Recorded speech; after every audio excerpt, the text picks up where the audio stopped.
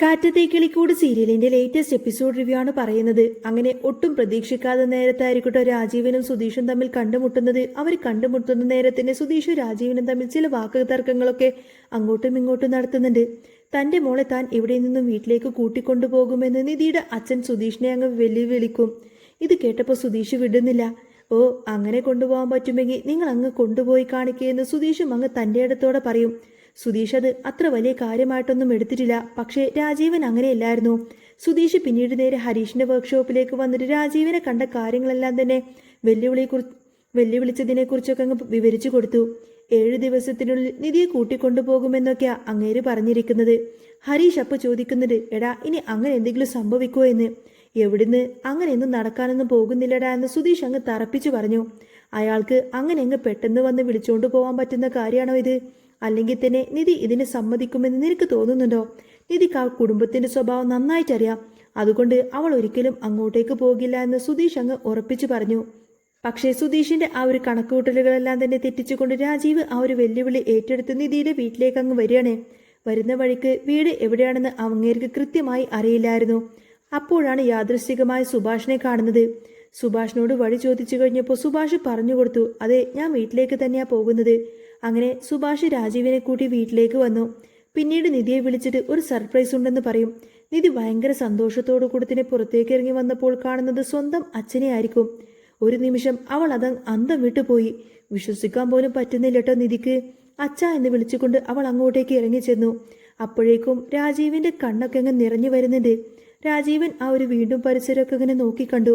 ആ വീട് കണ്ടു കഴിഞ്ഞപ്പോൾ രാജീവിന്റെ ഉള്ളിൽ ഭയങ്കര വിഷമമായിരുന്നു.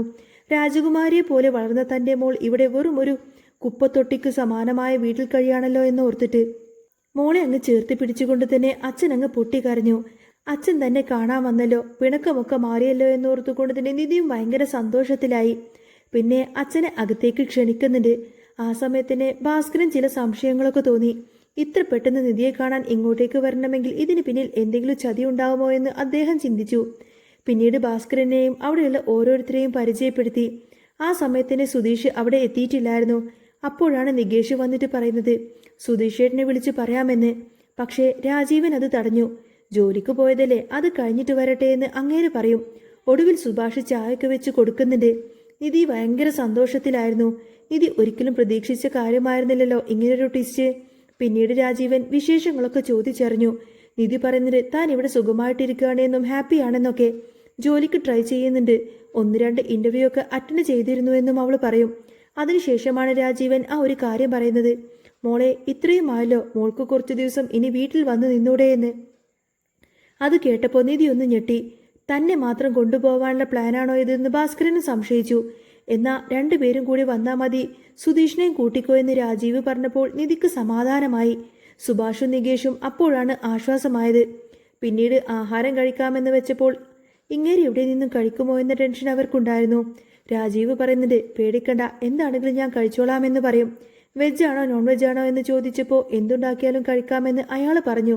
സുഭാഷ് നല്ല ഒന്നാന്തരം കുക്കാണ് എന്ന് നിധി പറഞ്ഞപ്പോൾ എന്നാ ഇഷ്ടമുള്ള സാധനങ്ങളൊക്കെ ഉണ്ടാക്കിക്കൊള്ളാൻ രാജീവ് സമ്മതം പറയാണ്. സുഭാഷ് തന്റെ ഫേവറേറ്റ് ബിരിയാണി തന്നെ ഉണ്ടാക്കിയിട്ട് രാജീവിന് കൊടുത്തു. അവിടെ ഡൈനിങ് ടേബിളൊന്നും ഇല്ലാത്തത് കൊണ്ട് തന്നെ എല്ലാവരും നിലത്തിരുന്നുകൊണ്ടാണ് ഭക്ഷണം കഴിക്കുന്നത്. രാജീവൻ ഒരു മടിയും കൂടാതെ ഇലക്കകത്ത് ബിരിയാണി നിലത്തിരുന്നങ്ങ് കഴിച്ചു. അത് കണ്ടപ്പോൾ സുഭാഷിനും ഭാസ്കരനൊക്കെ ഭയങ്കര അത്ഭുതമായി.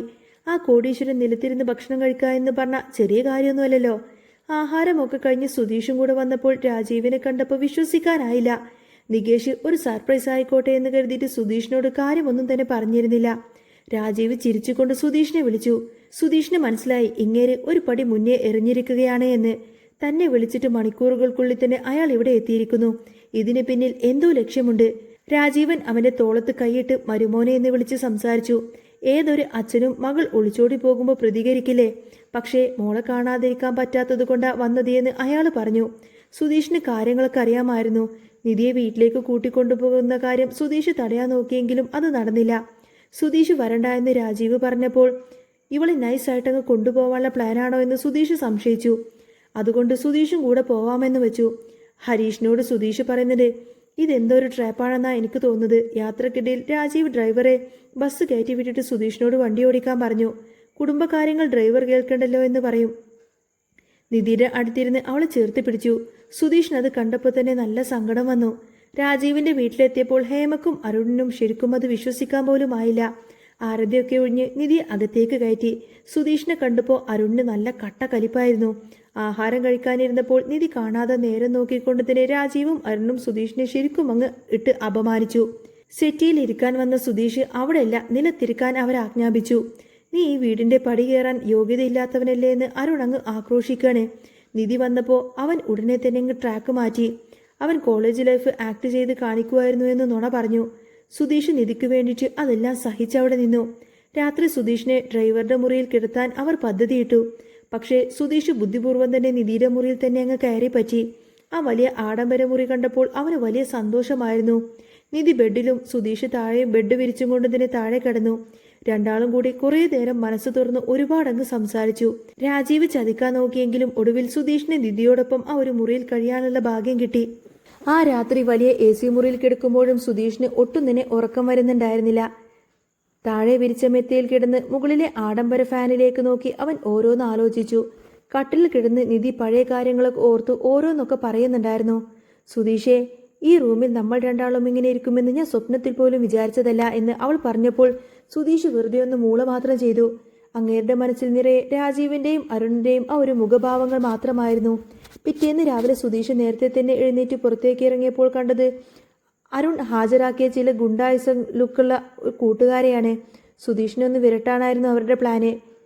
ഡൈനിങ് ടേബിൾ എല്ലാവരും ഇരുന്നപ്പോൾ സുധീഷ് മാത്രം ആ ഒരു സൈഡിൽ ഇങ്ങനെ കസേരയിട്ട് കൊടുത്തു.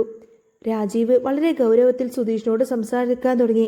എടാ സുധീഷെ, നിനക്ക് ഞാനൊരു ഓഫർ തരാം. എൻ്റെ മോൾക്ക് നിന്റെ കൂടെ ജീവിക്കണമെങ്കിൽ നീ ഓട്ടോ ഓടിക്കലൊക്കെ നിർത്തിക്കൊണ്ട് മാന്യമായിട്ടൊരു ബിസിനസ് ചെയ്യണം. അതിനുള്ള കാശൊക്കെ ഞാൻ നിനക്ക് തരാമെന്ന് അങ്ങേര് പറഞ്ഞപ്പോൾ അതൊരു ഓഫറല്ല, മറിച്ച് തന്നെ വിലക്കെടുക്കാനുള്ള ശ്രമമാണെന്ന് സുധീഷിന് കൃത്യമായി തന്നെ മനസ്സിലായി. എന്നാൽ നിധി വിചാരിച്ചത് അച്ഛൻ സുധീഷിനെ സഹായിക്കുകയാണെന്നാണ്. ദിവസങ്ങൾ കടന്നു പോകുന്തോറും രാജീവന്റെയും അരുണിന്റെയും പീഡനങ്ങൾ അങ്ങ് കൂടിക്കൂടി വന്നു. നിധിയില്ലാത്ത നേരത്ത് അവർ സുധീഷിനെ കൊണ്ട് വീട്ടുജോലി വരെ ചെയ്യിപ്പിക്കാനൊക്കെ നോക്കി. അവനെ മാനസികമായി തകർക്കാനും ശ്രമിച്ചു. ഒരു ദിവസം രാജീവൻ സുധീഷിനെ സ്റ്റഡി റൂമിലേക്ക് വിളിപ്പിച്ചു. അവിടെ ഒരു ബ്ലാങ്ക് ചെക്ക് വെച്ചു കൊടുത്തുകൊണ്ട് തന്നെ അദ്ദേഹം തന്റെ തനി സ്വരൂപം അങ്ങ് പുറത്തെടുത്തു. ഇതിൽ നിനക്ക് ഇഷ്ടമുള്ള തുക നീ എഴുതിയെടുത്തോ, എന്നിട്ട് എൻ്റെ മോളുടെ ജീവിതത്തിൽ നിന്നും എന്നേക്കുമായിട്ട് ഒഴിഞ്ഞു പോവണമെന്ന് പറയും. അങ്ങേര് പച്ചക്ക ഒരു കാര്യം അങ്ങ് പറഞ്ഞപ്പോൾ സുധീഷ് ഒന്ന് ചിരിക്ക മാത്രം ചെയ്തു. ആ ചിരി രാജീവിനെ ചൊടിപ്പിച്ചു. അപ്പോഴാണ് അങ്ങോട്ടേക്ക് അപ്രതീക്ഷിതമായി നിധി കടന്നു വരുന്നത്. അച്ഛൻ സുധീഷിന് ചെക്ക് കൊടുക്കുന്നത് കണ്ടപ്പോൾ അവൾ ആദ്യം കരുതിയത് എന്തോ ബിസിനസ് തുടങ്ങാൻ വേണ്ടി സഹായിക്കാനാണെന്നാണ്. പക്ഷേ സുധീഷ് ആ ഒരു ചെക്ക് വാങ്ങിച്ചങ്ങ് പിച്ചി ചീന്തി രാജീവിന്റെ മുഖത്തേക്ക് എറിഞ്ഞുകൊണ്ട് പറഞ്ഞു, അതെ സാറേ, നിങ്ങളുടെ ഈ കോടികളെക്കാൾ എനിക്ക് വലുത് നിങ്ങളുടെ മോളുടെ സ്നേഹം തന്നെയാണ്. അത് വാങ്ങാൻ ഈ ലോകത്തെ ഒരു ബാങ്കിനും കഴിയില്ല. ഇത് കേട്ട അരുൺ സുധീഷിനെ നേരെ അങ്ങ് കയ്യോങ്ങാൻ നോക്കിയപ്പോൾ നിധി വന്നു തടഞ്ഞു.